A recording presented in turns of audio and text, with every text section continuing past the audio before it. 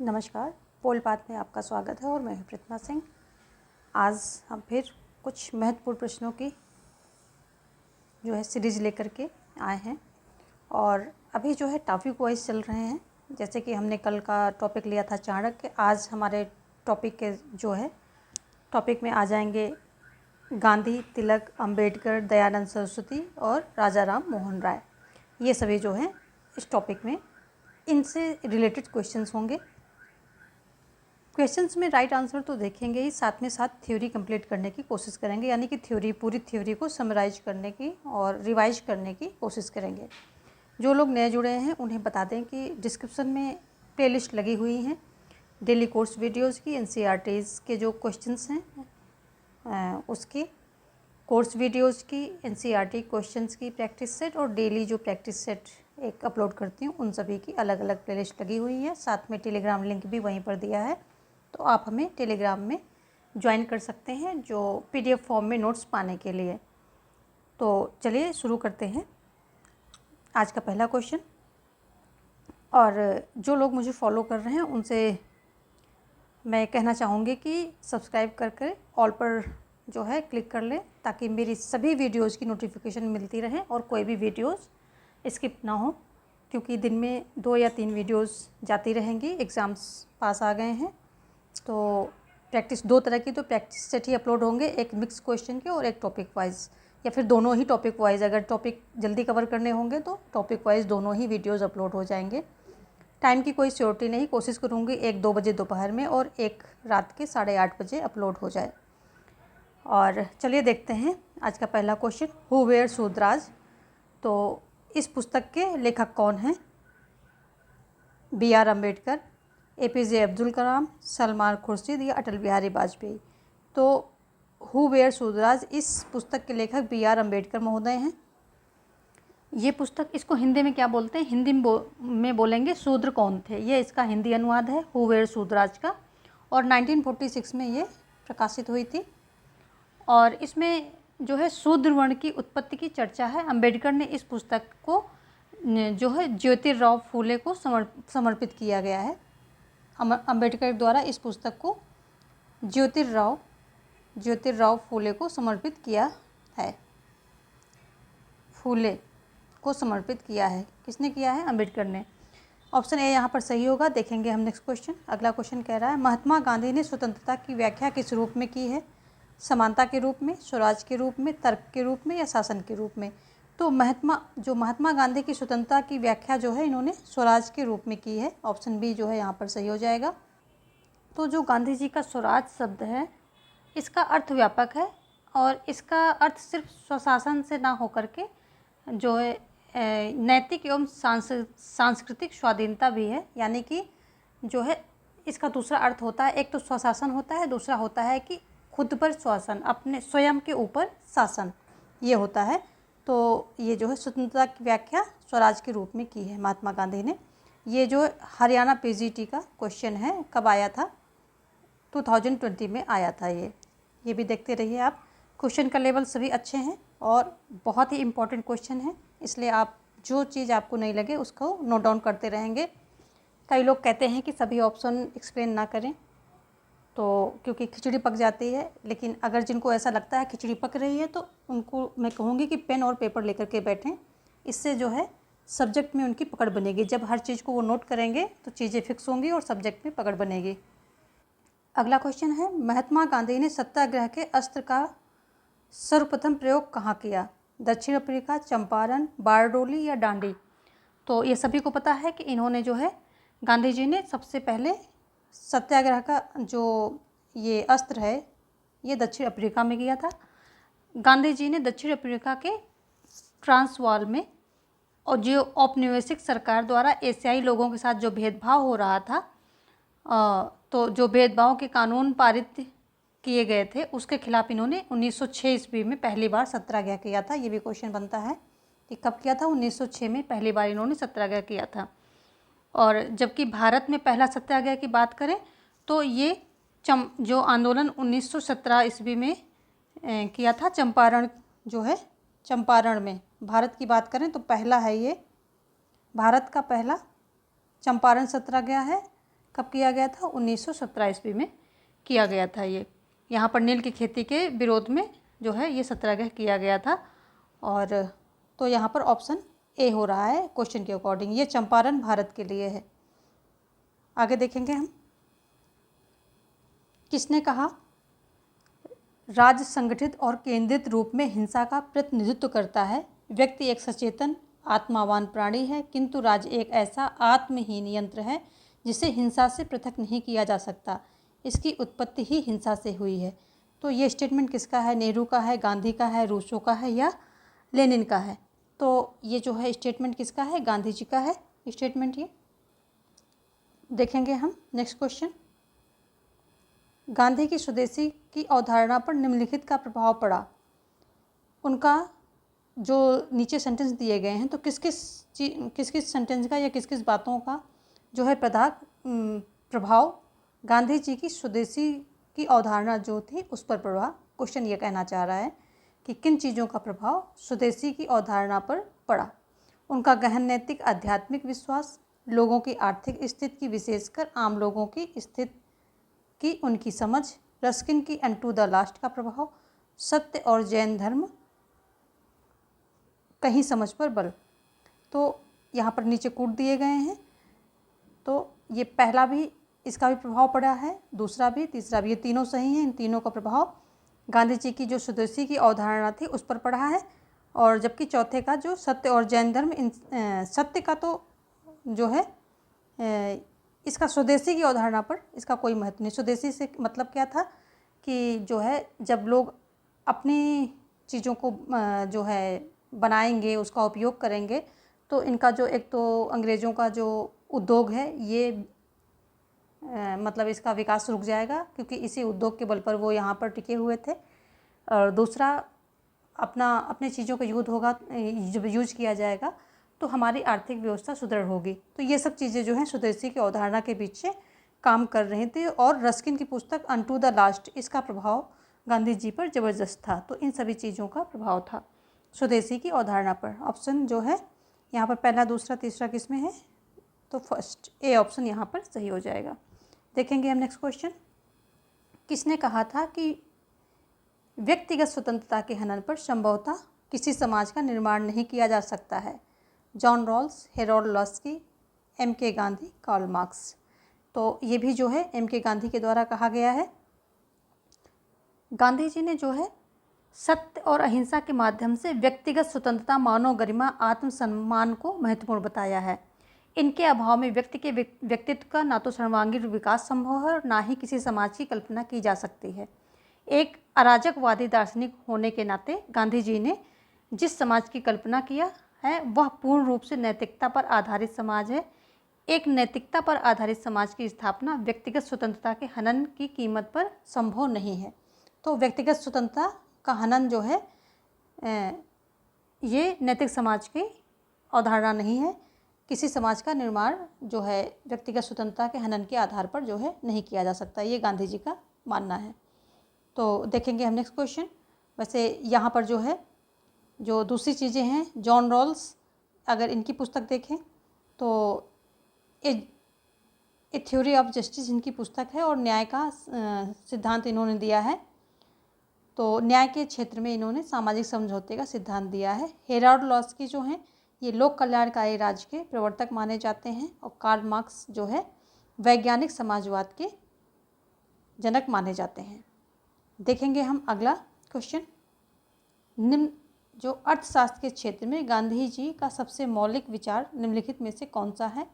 सत्याग्रह, स्वराज, सर्वोदय, न्यासिता यानी कि ट्रस्टीशिप जिसको बोलते हैं। तो अर्थशास्त्र के क्षेत्र में यहाँ पर बात हो रही है, मौलिक विचार कौन है? तो न्यासिता या ट्रस्टीशिप इनका जो है मौलिक अधिकार है, मतलब मौलिक विचार है। इसके माध्यम से गांधी जी ने अमीरों का आत्मिक उत्थान यानी कि उनके आत्मा का उत्थान और गरीबों का भौतिक उत्थान करना चाहते थे। इसका मतलब क्या हुआ कि जो अमीरों के पास बहुत ज़्यादा संपत्ति आ जाए तो उनको ज़रूरत भर ही खर्च करना चाहिए, बाकी की संपत्ति क्या है गरीबों के उत्थान के लिए गरीबों की ज़रूरत के लिए लगा देनी चाहिए। तो इससे क्या होगा, गरीबों का भौतिक उत्थान हो जाएगा और अमीरों का आत्मिक उत्थान हो जाएगा, यानी कि वो एक महान आत्मा जैसे बन जाएंगे। तो ये अमीरों का आत्मिक उत्थान, गरीबों का भौतिक उत्थान की बात करता है, जो है ये ट्रस्टीशिप सिद्धांत जो है गांधी जी का। देखेंगे अगला क्वेश्चन, B.R. अम्बेडकर द्वारा लिखित निम्नलिखित पुस्तकों को उनके आरोही क्रम में व्यवस्थित कीजिए। तो देखेंगे Gandhi and Gandhi's, the problem of the rupee, its origin and it's solution, the Buddha and his Dhamma, the rise and fall of Hindu women. ये सारी पुस्तक हैं और यहाँ पर हम कूट देख लेंगे कि कौन कौन से कूट दिए गए हैं, वो भी देखेंगे साथ में। तो सबसे पहली पुस्तक इनकी जो है लिखी गई थी, जो दी गई हैं इसमें, the problem of the rupee, its origin and it's solution. ये इसको हम सबसे पहला इसको कर देते हैं। उसके बाद क्या है कि D, the rise and fall of the Hindu women, तो इसको दूसरा कर देते हैं। और उसके बाद क्या है कि गांधी एंड गांधीज्म, ये जो है चौथा हो जाएगा। और द बुद्ध एंड हिज धम्म, तो ये हो जाएगा तीसरा। तो क्या हो गया, BDCA, ऑप्शन बी यहाँ पर सही हो रहा है। जो गांधी एंड ये the problem of its origin, ये वाला जो है 1923 में आता है, 1923 में आएगा ये वाली बुक। और द बुद्ध एंड हिज धम्म, ये 1957 में आता है। The rise and fall of Hindu women, तो ये आ जाएगा 1955 में, 1955 में ये आ जाएगा। देखेंगे हम नेक्स्ट क्वेश्चन। अगला है, गांधी जी के निम्न विचारों में अम्बेडकर किस विचार से सहमत नहीं थे। तो जो गांधी जी के नीचे के विचार हैं, तो इसमें से कौन कौन से विचारों से अम्बेडकर सहमत नहीं थे। स्वराज, अहिंसा, न्यासवादिता, ये सभी। तो अम्बेडकर जो हैं गांधी जी के ये जितने भी विचार थे, स्वराज, अहिंसा, न्यासवादिता, इन सभी से असहमत थे। तो ये सभी ऑप्शन डी यहाँ पर सही हो जाएगा। अगला देखेंगे, निम्नलिखित में से कौन गांधी दर्शन से संबंधित है। न्यासिता, नई तालीम, हिजरत, सर्वोदय। तो गांधी जी के दर्शन है, इनसे ये सभी संबंधित हैं। तो ऑप्शन जो है डी यहाँ पर सही हो जाएगा। और इसमें जो है ये हिजरत शब्द जो है, इसका मतलब आप समझ लें कि हिजरत होता क्या है, बाकी सब आपको पता ही होगा। न्यासिता का सिद्धांत अभी अपनी बात की, नई तालीम, सर्वोदय, ये सब आप जानते होंगे। हिजरत देख लेते हैं। हिजरत का मतलब होता है कि स्थायी निवास स्थान से दूसरी जगह चले जाना। गांधी जी का मतलब था कि ये उन व्यक्तियों को ये सलाह देते थे कि जो आतंकपूर्ण स्थान पर रह रहे हैं जो लोग, उन्हें दूसरी जगह चले जाने की सलाह ये देते थे कि उस स्थान को त्याग दो और दूसरी जगह चले जाओ। इसका मतलब ये हिजरत होता है। तो ये गांधी दर्शन से संबंधित ये सभी चीज़ें थी। ऑप्शन डी यहाँ पर सही हो रहा है। देखेंगे हम नेक्स्ट क्वेश्चन। अगला क्वेश्चन कह रहा है, निम्नलिखित में कौन सा राजा राम मोहन राय के बारे में सही है। वे उपनिषदों से प्रभावित थे, वे युक्तिवादी थे और एकेश्वरवाद के समर्थक थे, वे नास्तिक थे, वे ईसाईवाद द्वारा समर्थित त्रयात्मक ईश्वरवाद के सिद्धांत के आलोचक थे। तो कौन सा इसमें जो है राजा राम मोहन राय के बारे में सही है। ऑप्शन आप नीचे जो है कूट दिए गए हैं, वो आपको बताना है। तो यहाँ पर ए, बी एवं डी, ये तीनों सेंटेंस सही है। तो ऑप्शन बी जो है यहाँ पर ए, बी, डी सही हो जाएगा। ये जो है उपनिषदों से प्रभावित थे और राजा राम मोहन राय ने उपनिषदों के आध्यात्मिक एकत्ववाद के तात्विक सिद्धांत को स्वीकार किया और इन्होंने ईश्वर की एकता उनके दर्शन का केंद्रीय सिद्धांत था। और ये एकेश्वरवाद की धारणा से प्रभावित थे। इसके फलस्वरूप इन्होंने बहुदेववाद का खंडन करते हुए एकेश्वरवाद यानी कि एक ईश्वर का समर्थन किया। ये इनका जो है दर्शन का सिद्धांत, केंद्र सिद्धांत था। और जो है राजा राम मोहन राय जो थे, नास्तिकता को प्रोत्साहन न देकर विश्वास के स्थान पर विवेकी सृजन के समर्थक थे। तो ये सारी बातें इनसे संबंधित है। ऑप्शन बी जो है यहाँ पर सही हो जाएगा। अगला है, गांधी जी निम्नलिखित पुस्तकों से प्रभावित थे। Unto this last, Republic, kingdom of God with in you. तो इसमें क्या है कि ये अनटू दिस लास्ट और kingdom of with in you, kingdom of God with in you. तो पहला और तीसरा ऑप्शन डी जो है यहाँ पर सही हो रहा है। इससे जो है गांधी जी इन पुस्तकों से प्रभावित थे। ये जो अनटू दिस लास्ट है ये जॉन रस्किन की पुस्तक है, जॉन रस्किन की पुस्तक है और इसका अनुवाद गुजराती में गांधी जी ने किया है, सर्वोदय के नाम से किया है। और जो दूसरी बुक है जो kingdom of God with in you, यानी कि स्वर्ग तुम्हारे भीतर है, इसका हिंदी अनुवाद होगा कि स्वर्ग तुम्हारे भीतर है। तो ये टॉलस्टॉय की पुस्तक है, इससे भी प्रभावित थे। तो ये पुस्तक किसकी है? टॉलस्टॉय, ये इनकी पुस्तक है और इसका हिंदी अनुवाद है स्वर्ग तुम्हारे भीतर है। इन दोनों से प्रभावित थे। ऑप्शन यहाँ पर डी सही हो रहा है। देखेंगे नेक्स्ट क्वेश्चन। यह किसका कथन है?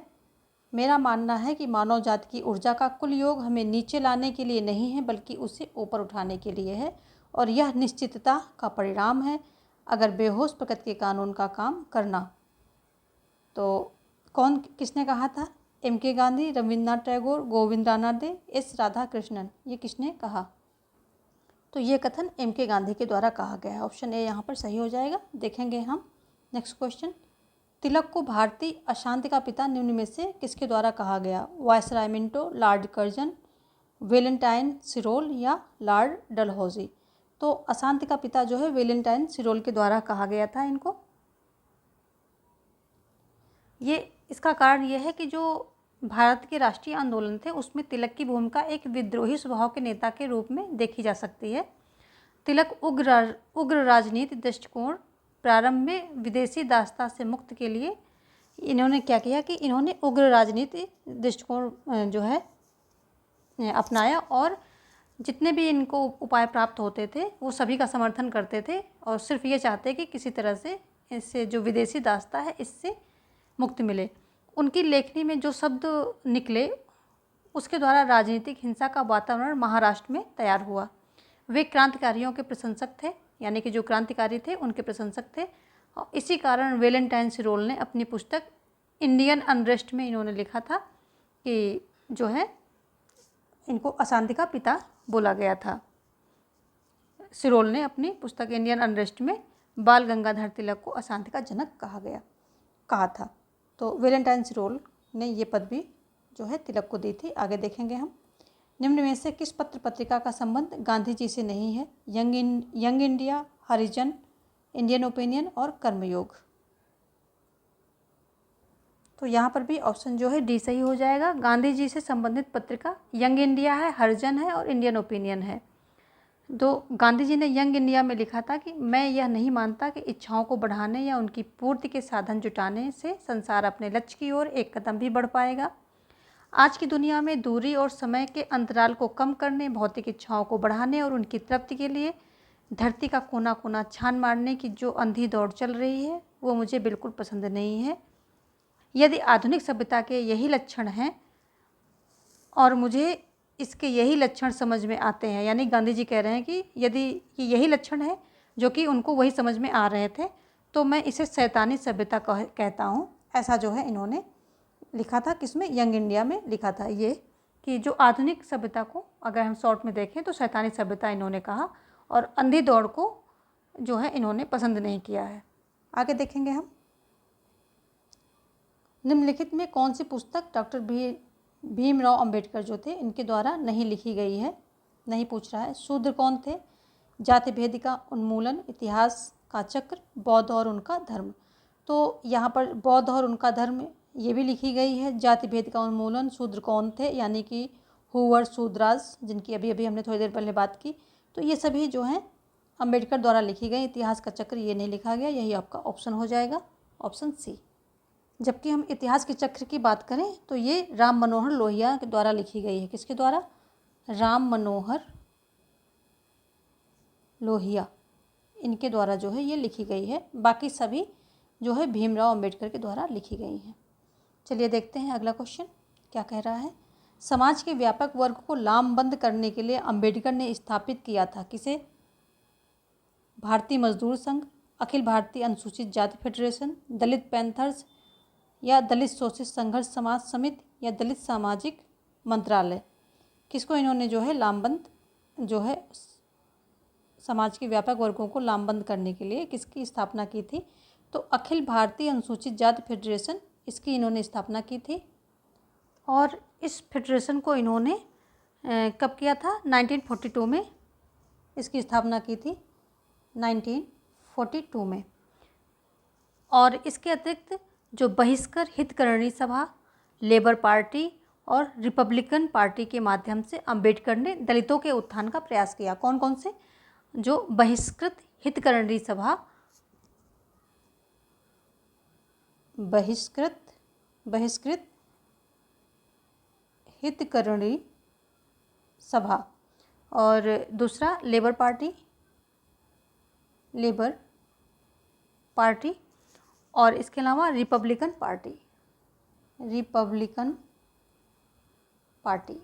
इन सभी के द्वारा जो है, इन सभी के माध्यम से जो दलित थे उनका उत्थान करने की अंबेडकर ने कोशिश की। और ये जीवन भर जो है दलितों के उत्थान के लिए संघर्ष करते रहे, उनकी समानता और अधिकारों के लिए संघर्ष करते रहे। आगे देखेंगे हम। गांधी विश्वास करते थे, किस पे करते थे? साध्य साधनों की उपयोगिता की पुष्टि करता है। साधन साध्य की उपयोगिता की पुष्टि करते हैं, ना तो साध्य साधनों की और ना ही साधन साध्य की पुष्टि करते हैं।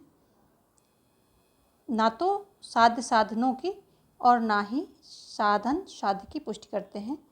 डी, साधन और साध्य दोनों न्याय संगत होने चाहिए। तो गांधी यही विश्वास करते थे कि साधन और साध्य दोनों न्याय संगत होने चाहिए। जबकि जो मैकियावेली थे और चाणक्य थे तो इनके विचार थोड़ा सा अलग थे कि अगर साधन जो है, साध्य की सफलता के लिए साधन थोड़ा सा इधर उधर भी हैं तो उनको अपना लेना चाहिए। ऐसा जो है मैकियावेली तो बिल्कुल ही मानते थे कि अनैतिक साधन भी अपना लो और साधन स्वतः सफल हो जाएंगे, पवित्र हो जाएंगे जब जो है साध्य की प्राप्ति हो जाएगी।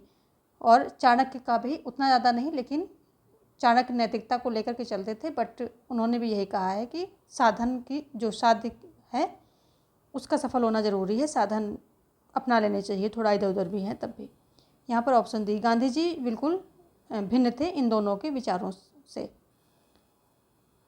ये नैतिकता को फॉलो करते थे गांधी जी, तो इनका मानना था कि साधन और साध्य दोनों जो है नैतिक न्याय संगत होने चाहिए, तभी जो है कोई कार्य ठीक से होगा, अच्छी तरह से उसका रिजल्ट आएगा। अगला है राजा राम मोहन राय के संबंध में त्रुटिपूर्ण कथन पहचानिए। उन्होंने न्यू टेस्टामेंट के नैतिक सिद्धांतों का समर्थन किया। उन्होंने न्याय की ज्यूरी प्रणाली का विरोध किया। उनका सोचना था कि संस्कृत ज्ञान ने भारत को अंधकार में रखा। उन्होंने मूर्ति पूजा को अस्वीकार किया। तो ये चार जो हैं स्टेटमेंट है, तो ऑप्शन जो है बी यहाँ पर सही हो जाएगा, क्योंकि त्रुटिपूर्ण पूछ रहा है तो उन्होंने न्याय की ज्यूरी प्रणाली का विरोध नहीं किया था। बाकी सभी सही हैं। आगे देखेंगे, निम्न में से कौन से समाचार पत्र तिलक से संबंधित नहीं है? केसरी, मराठा, सुधारक, हरिजन। किससे, कौन कौन से जो है तिलक से संबंधित नहीं है? तो यहाँ पर जो हैं वो नहीं बताने हैं, जो नहीं है वो बताने हैं। देख लेते हैं। तो ये केसरी और मराठा दोनों तिलक से संबंधित हैं, जबकि सुधारक और हरिजन ये दोनों संबंधित नहीं हैं। तो हमें नहीं पर फोकस करना है, यानी कि सी और डी। तो सी और डी किस में आ रहा है? ऑप्शन डी जो है यहाँ पर सही हो रहा है। सी एवं डी नहीं बताना है आपको। जहाँ पर नहीं है वहाँ पे काफ़ी फोकस करना होता है, क्योंकि दिमाग में कुछ और चल रहा होता है, हम पॉजिटिव क्वेश्चन लेकर के चल रहे होते हैं और नेगेटिव में फिर सही आता हुआ भी गलत कर जाते हैं। तो सी और डी ये ऑप्शन सही है। और यहाँ पर जो सुधारक है इसके कौन है संपादक, कौन थे? गोपाल गणेश आगरकर। गोपाल गणेश आगरकर। और हरिजन की बात करें तो ये गांधी जी इसका प्रतिपादन करते थे, मतलब संपादन करते थे और इंग्लिश में करते थे इसका। ऑप्शन जो है डी यहाँ पर सही होगा। देखते हैं अगला क्वेश्चन। एकीकृत मानववाद का अर्थ है मानव जीवन अलग नहीं है, व्यक्ति, समाज और राष्ट्र के मध्य सामंजस्य, व्यक्ति की आवश्यक एकता और राज्य राष्ट्र से उच्चतर। तो इसमें जो है कौन कौन से सही हैं, सही विकल्प आपको चुनने हैं। तो पहला, दूसरा और तीसरा ये तीनों सही है, जबकि ये डी जो है ऑप्शन सही नहीं है। तो ए बी सी जिसमें है, A B C option no, A B C option A यहाँ पर सही हो जाएगा। देखेंगे हम नेक्स्ट क्वेश्चन। अगला क्वेश्चन कह रहा है, निम्न में से कौन से ग्रंथ से स्वामी दयानंद सरस्वती ने राजतंत्र की अवधारणा को लिया? अर्थशास्त्र से, मनुस्मृत से, द लाइफ डिवाइन से या आनंद मठ से? तो दयानंद सरस्वती ने जो राजतंत्र की अवधारणा है ये मनुस्मृत से ली थी। देखेंगे हम नेक्स्ट क्वेश्चन। मैं उस वर्ग से आता हूँ जो प्रजातंत्र पर सभी प्रकार एवं आकार के एकाधिकारवाद को समाप्त करने का पक्षधर है। अंबेडकर ने निम्न में से किस अवसर पर यह वक्तव्य दिया था? गोलमेज सम्मेलन में, महार सम्मेलन, नेहरू मंत्रिमंडल से त्यागपत्र के बाद या बुद्ध धर्म में परिवर्तित होने पर? बुद्ध धर्म में परिवर्तित होने पर। तो ऑप्शन ए यहाँ पर सही हो जाएगा। गोलमेज सम्मेलन के वक्त उन्होंने ये वक्तव्य दिया था और इन्होंने जो है गोलमेज सम्मेलन में अनुसूचित जातियों का समर्थन किया था और उनके जो है अलग से मतदान के लिए सीटों की मांग की थी और इसी समय अंबेडकर ने अपना ये वक्तव्य दिया था। कोई जो है आंसर ऑप्शन ए यहाँ पर सही हो जाएगा। देखेंगे जो है राम मोहन राय ने किस सामाजिक व्यवस्था के खिलाफ अपना सबसे सफल अभियान शुरू किया? अस्पृश्यता या विधवा पुनर्विवाह या सती प्रथा या बाल विवाह, महिलाओं की शिक्षा, किस पे किया? तो जो सती प्रथा है इस पर इन्होंने अपना सबसे सफल अभियान शुरू किया था राजा राम मोहन राय ने। और राजा राम मोहन राय के प्रयासों का ही परिणाम था कि 1828 में सती प्रथा खत्म हो गई थी। 1828 में सती प्रथा को समाप्त करने के लिए कानून बनाया गया था और इसके अलावा अन्य कई कुरीतियों का भी इन्होंने विरोध किया था, जैसे कि बाल विवाह, जातिवाद, कर्मकांड, पर्दा प्रथा, इन सभी का विरोध किया था। और जो है राजा राम मोहन राय को आधुनिक भारत के निर्माता के रूप में जाना जाता है, मोहन राय को, क्योंकि यही वो पहले व्यक्ति थे जिन्होंने कई सारी कुरीतियों पर जो है अपना इनका विरोध किया था और सती प्रथा जैसी कुरीति को समाप्त करने में इनका महत्वपूर्ण योगदान रहा, इनका महत्वपूर्ण रोल रहा है। देखेंगे नेक्स्ट क्वेश्चन क्या कह रहा है। किसने कहा मेरे लिए ईश्वर सत्य और प्रेम है? किसने कहा ईश्वर मेरे लिए सत्य और प्रेम है? बहुत सारे क्वेश्चन जो है थोड़े थोड़े से अंतर या एक जैसे लगेंगे, तो मैं ये उम्मीद कर रही हूँ आप लोगों से कि आप लोग पेन और पेपर लेकर के बैठेंगे और अपने शॉर्ट नोट्स जो है तैयार करते जाएंगे। आपके खुद के लिखे हुए नोट्स ही आपको लास्ट टाइम में रिवीजन के लिए काम आएंगे और जितना ज़्यादा आप लिखेंगे उतना ज़्यादा अपने कॉन्सेप्ट को क्लियर करेंगे और उसको स्ट्रॉन्ग करेंगे। तो पेन और पेपर से ज़रूर आप जो है टच में रहें और पेन और पेपर का प्रयोग करें। ज़रूरी नहीं वो फेयर वर्क हो, अगर आपने पहले नोट्स बना लिए हैं तब भी आप रफ वर्क करते रहें, क्योंकि लिखने से चीज़ें जो हैं फिक्स होती हैं लंबे समय के लिए। तो क्वेश्चन देख लेते हैं एक बार फिर। किसने कहा मेरे लिए ईश्वर सत्य और प्रेम है? विनोबा भावे, महात्मा गांधी, अंबेडकर, उपर्युक्त में से कोई नहीं। किसने कहा है? तो ये भी महात्मा गांधी ने कहा है। जो है महात्मा गांधी ने सत्य के प्रयोग जो है, सत्य के साथ मेरे प्रयोग जो इनकी अपनी आत्मकथा है उसमें लिखा है कि मेरे निरंतर अनुभव से मुझे जो इनका अनुभव है उस अनुभव से इनको विश्वास है कि सत्य से अलग कोई ईश्वर नहीं है। गांधी जी के द्वारा ये बात कही गई है। देखेंगे नेक्स्ट क्वेश्चन। गीता बोध किसने लिखा है? रामकृष्ण परमहंस ने, स्वामी विवेकानंद ने, महात्मा गांधी ने या बाल गंगाधर तिलक ने? तो गीता बोध जो है महात्मा गांधी के द्वारा लिखा गया है और महात्मा गांधी का ये एक विश्वास था कि कर्मण्येधि कारस्ते माँ फलेषु कदाचन, यानी कि कर्म करना तेरे हाथ में है, फल तेरे हाथ में नहीं है। अतः मनुष्य को कर्म करना चाहिए, फल की चिंता छोड़ देनी चाहिए। ऐसा जो है गांधी जी का विश्वास था। तो आप लोग भी कर्म करते रहिए और कर्म करेंगे तो फल आपको ज़रूर मिलेगा। कर्म ऐसा कीजिए, इतना अच्छे से तैयारी कीजिए कि फल जो है निश्चित हो जाए। सुनिश्चित हो जाए कि आपको रिजल्ट आपके अनुसार आपके पक्ष में आना ही आना है। इतनी जो है तैयारी कीजिए, इतनी प्रिपरेशन रखिए, बिल्कुल कंफर्ट जोन से बाहर आइए और आपके अपने नोट्स तैयार होने चाहिए। और जितने भी वीडियोस देखते हैं, कहीं से भी देखते हैं, तो उसके आप लिख लिख के उनके फैक्ट को लिखते रहिए, रफ़ में ही लिखते रहिए, कोई बात नहीं है, रफ़ में लिखते रहिए, लेकिन पेन और पेपर का यूज़ करना बिल्कुल शुरू कर दीजिए, अच्छी तरह से शुरू कीजिए। जितना आप पेन पेपर को जितना यूज करेंगे, यानी कि पेपर को जितना ज़्यादा भरेंगे, उतना ज़्यादा चीज़ें फिक्स होंगी। ये आप करके देख लीजिए, कुछ दिन का भी टाइम है, आपकी चीज़ें भी फिक्स हो जाएंगी और आपको आगे के लिए अनुभव भी हो जाएगा। तो ये ऑप्शन सी जो है यहाँ पर सही हो रहा है। और इन्होंने कर्म का मतलब इसमें ये बताया है कि कर्म करना तेरे हाथ में है, फल तेरे हाथ में नहीं, इसलिए कर्म करते रहो।